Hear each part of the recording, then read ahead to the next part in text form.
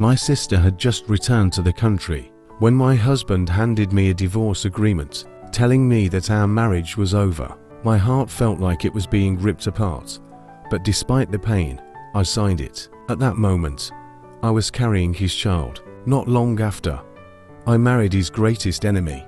4 years later, my child, who looked just like Adam, called his rival dad. Adam's eyes turned red with jealousy. Then, just as I was about to experience the joy of expecting another child, Adam threw a divorce agreement in my face, saying, "Cheryl, let's get a divorce. Sign this, and I'll give you an extra 20 million. I couldn't bring myself to agree. Adam was growing impatient. When we got married, we signed a contract. Our marriage lasts 3 years, and it's ending in a month. If you don't sign now, you won't get a dime of the extra 20 million. I took a deep breath. Adam, what if I told you I'm pregnant? I was desperate, thinking the child might be the key to keeping him. Considering his family didn't have many heirs, maybe, for the child's sake, he'd change his mind.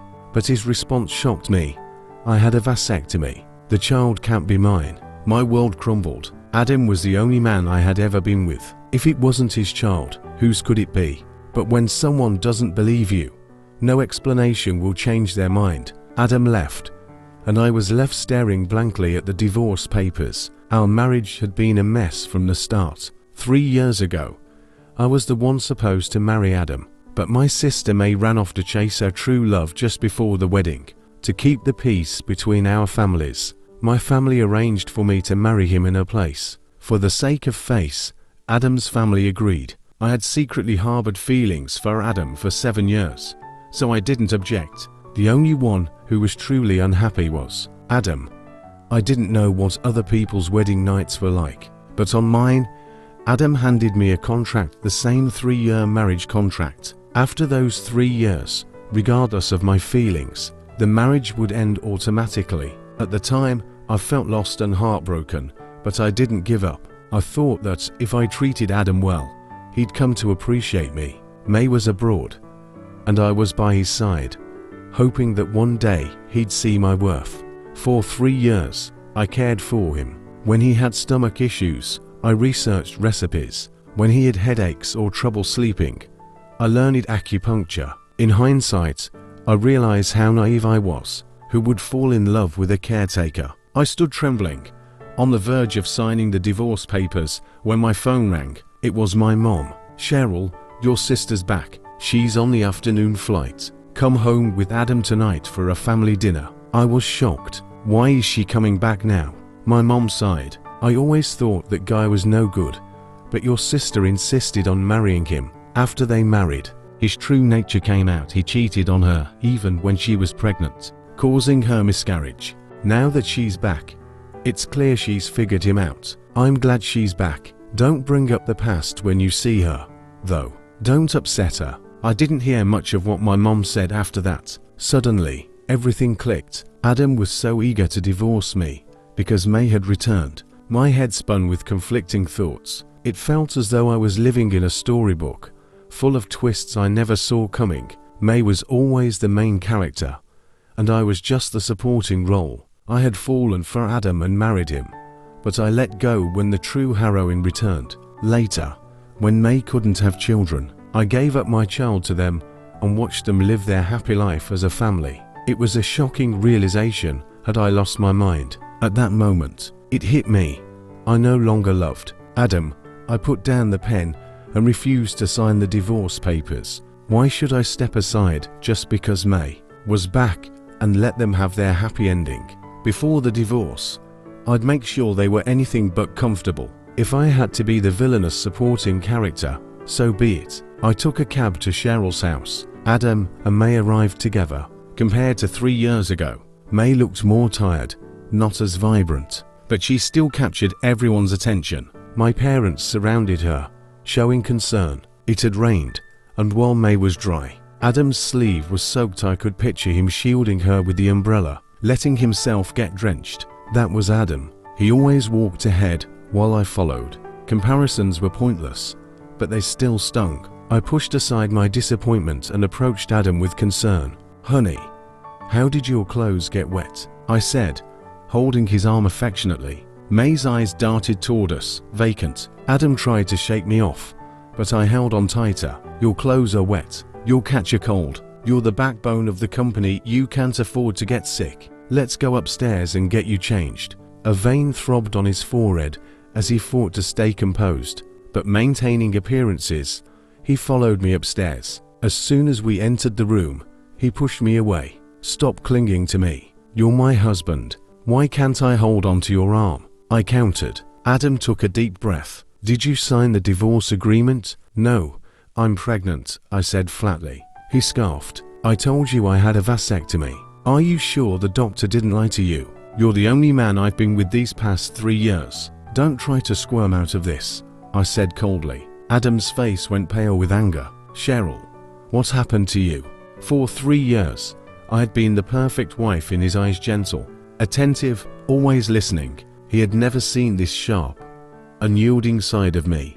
The truth was, my gentleness had always been a mask. I wasn't someone who let things go easily. If I couldn't win his love, I'd make sure he felt the pain. I needed to reclaim something for all the humiliation and heartache I'd endured. I crossed my arms and looked at him. What's wrong with me? At least I know who I married.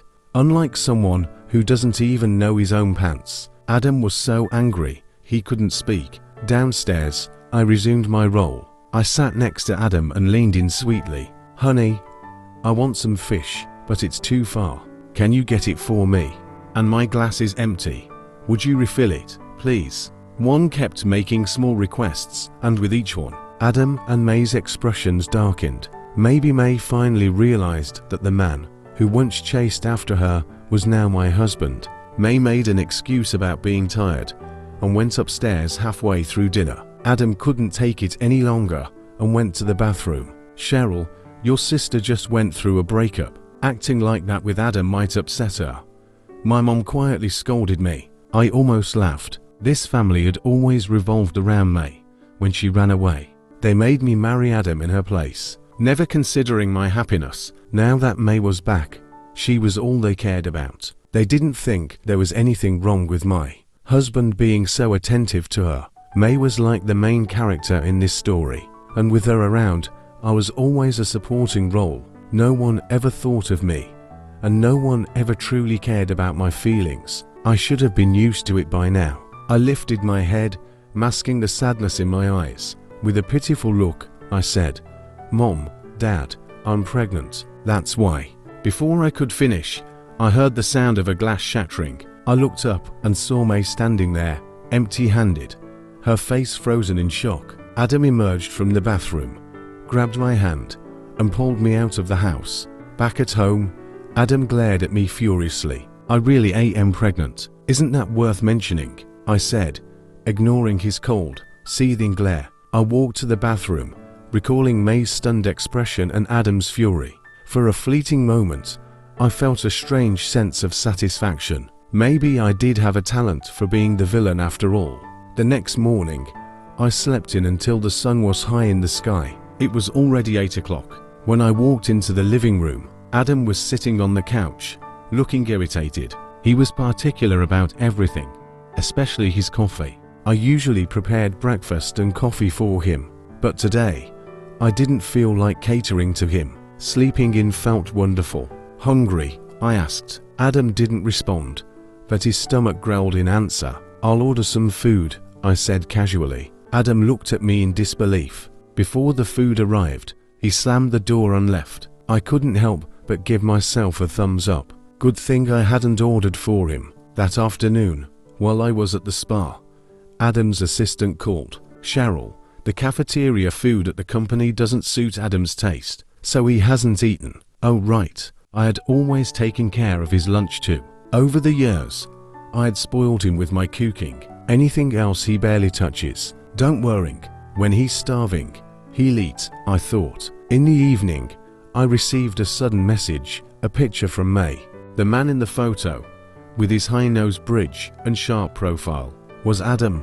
Moments later, she quickly retracted it with a follow-up message. Sorry, wrong send. I ignored her. My sister always got what she wanted with the flick of a finger, and now she was resorting to these subtle moves. Surprisingly, I didn't feel sad. I actually felt amused. In the photo, Adam sat in front of a large pot of spicy hot pot. Adam's stomach had never been strong, skipping both breakfast and lunch, only to have spicy hot pot for dinner was a recipe for disaster. He disliked spicy food, but May loved it. His attempt to please her would definitely come at a cost. I had a great sleep that night. Sure enough, when I woke up, I saw dozens of missed calls and messages, all from Adam's assistant, Cheryl. Adam's been hospitalized. I got up slowly and made some porridge. After enjoying breakfast, I took the leftover porridge to the hospital. Adam was in a VIP room. I had barely reached the door when I saw him sitting on the bed, face pale, looking toward the door with anticipation. The moment he saw me, his expression darkened, and he looked away. I stepped in. "Cheryl's here," the assistant announced, quickly taking the items from my hands. "Adam's been looking forward to seeing you." I smirked internally. It was clear Adam hadn't been waiting for me. "This porridge smells good." "He's lucky," I said slowly, setting the container down. "I brought leftovers. Didn't want them to go to waste." The assistant was taken aback, and Adam's face turned red with anger. "Get out," he demanded. Watching his frustration brought me satisfaction. Without a word, I turned and walked out, only to find someone standing at the doorway. He was tall, with features that rivaled Adam's. I recognized him instantly. Josh, Adam's greatest rival, polished and composed, yet notorious for his cunning nature. Whatever Adam wanted, Josh would find a way to take it. He'd even tried pursuing May at one point. After I married Adam, Josh had made attempts at me as well. Sometimes, I wondered if he was truly obsessed with Adam. "Were you eavesdropping?" I asked, narrowing my eyes at him. Josh smirked, unbothered. "How can it be eavesdropping when I'm out here in the open?" "Cheryl, making that man furious feels good, doesn't it?" I stared at him coldly. "Don't call me that. It's revolting. Now leave." "Cheryl, why are you here?" came the doctor's voice, interrupting us. "The results of your tests are in." My heart skipped a beat. The doctor's tone was serious. "Your condition, you can't have an abortion." Shock coursed through me. Just last night, I dreamt of that story again. The one that played over and over in my head like a novel. In it, Adam was the male lead, May the heroine, and I was merely a side character, with Josh cast as the villain. In that plot, Josh met a tragic end, reduced to nothing after his empire crumbled, and the situation I now found myself in, the forbidden abortion, was lifted directly from those pages. "I'm busy, but I'd always make time for you and the baby," Josh said, his voice laced with emotion and hidden implications. I stepped on Josh's foot again, grinding my heel into it for good measure. Watching his handsome face contort in pain brought me a moment of satisfaction as I walked away. That brief joy quickly turned to disaster. Maybe it was the euphoria of seeing Josh squirm, but I misjudged my step and tumbled down the stairs. Instinctively, I cradled my belly. Through a blur, I felt someone rush over and lift me up. "Doctor, get a doctor," a frantic voice shouted. "Are you in pain? Let me help you breathe." Before I could respond, another figure pushed its way between us. Adam grabbed Josh's arm, his expression dark and menacing. "This is my wife," Adam said coldly, his glare enough to burn through steel. "So Cheryl's married. I assumed she came here alone, because her husband was out of the picture," Josh retorted, unfazed. Adam's jaw tightened, his eyes fixed on Josh. "Leave," he said icily. "That's all you've got. The same word, over and over. You sound like a broken record." Josh smirked, his arrogance untouched. "I think I've fallen for Josh," I said abruptly. My words had the desired effect. Adam's face turned ghostly pale. Back at home, I searched through every drawer, every cabinet, looking for the divorce papers. They were nowhere to be found. Frustrated, I called Adam. "Where are the divorce papers?" My voice was sharp. There was a brief silence on the line. "I don't know," he finally said. I knew that pause well. Adam was lying. He'd hidden them. He'd forced me to sign them. Yet now he was making sure I couldn't follow through. It seemed he had other plans. A knock at the door pulled me from my thoughts. May stood there, eyes soft with concern. She reached out and took my hand. "Cheryl, I know you haven't been happy all these years with Adam. He treats you like a servant. You deserve better," she said, looking genuinely heartbroken. A bitter laugh bubbled up in my chest. So she knew all along. I used to think she was simply indifferent, like the time when May had a slight bump and everyone rushed her to the hospital, while I battled a high fever all night without so much as a glance. What hurt the most was that she knew, but never cared. Both of us were her daughters, yet May was her cherished gem, while I was merely an afterthought. "Cheryl, maybe you should get a divorce," May said, her voice low but direct. If she was suggesting it, then it was clear. May couldn't wait any longer.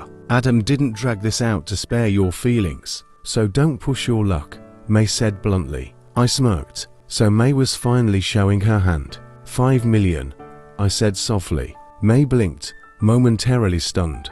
"What? Give me 5 million, and I'll sign the divorce papers." My parents had always spoiled May, showering her with every luxury. In comparison, I was left with whatever scraps remained. 5 million was nothing to her, but to me, raising a child alone, every bit would count. When Adam found out he'd been sold for 5 million, he'd be furious.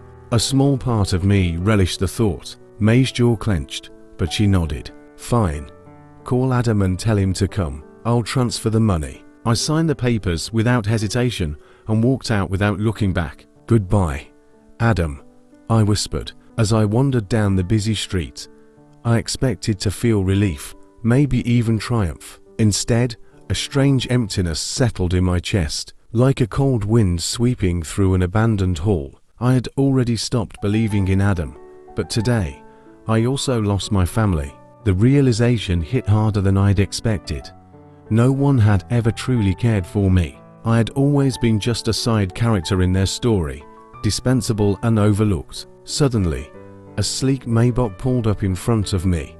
The door opening smoothly, Josh stepped out, his expression unreadable as he approached. "Get in, let's talk," he said, continuing to list all the reasons why marrying him would be in my best interest. I stared at him, stunned into silence. It didn't erase all my heartache, but it did make it a little easier to bear. I left the city, where I had lived for over 20 years, and moved to a small town, thousands of miles away. New people, new places, everything felt new. I was hoping for a fresh start, but as soon as I stepped off the plane, I saw a familiar face. Josh was standing there, smiling at me. "What a coincidence, Cheryl. You didn't follow me, did you?"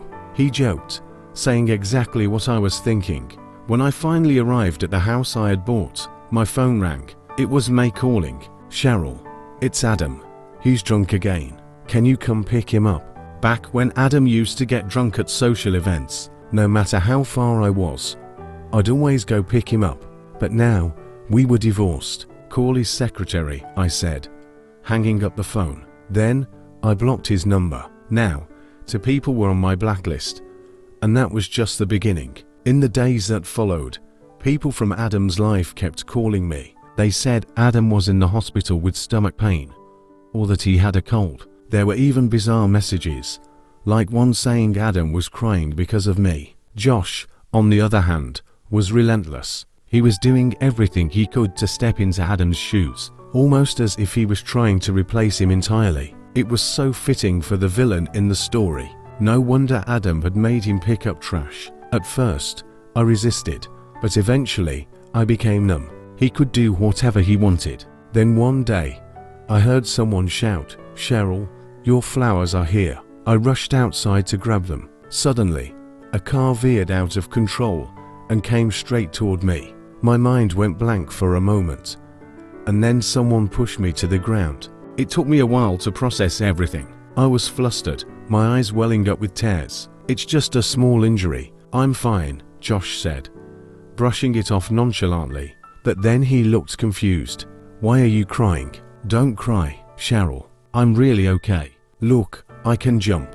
He tried to get up, but I immediately held him down. "If you move, I'll cry even harder," I said, my voice trembling. Josh stopped moving, looking at me in silence. At the hospital, the doctor treated Josh's wound and ran some tests. Fortunately, it was just his leg, and the injury wasn't serious. A minor surgery and a 3-month recovery period were all he needed. I stayed with Josh during the procedure, feeling a mix of relief and worrying. As I stepped out of the room, I came face to face with Adam.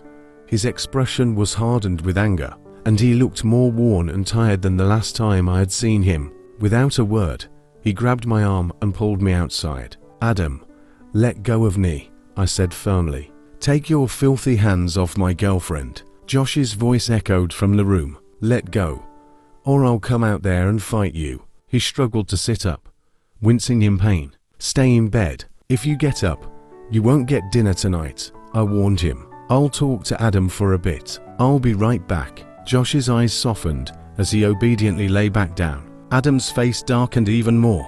He took a deep breath, clearly trying to rein in his frustration. Outside the room, Adam finally spoke, his voice strained. "When my secretary called you, you didn't pick up. For someone as proud as Adam, admitting this must have taken a lot of courage, but it didn't move me. In fact, it felt almost absurd. I'm sorry, Adam.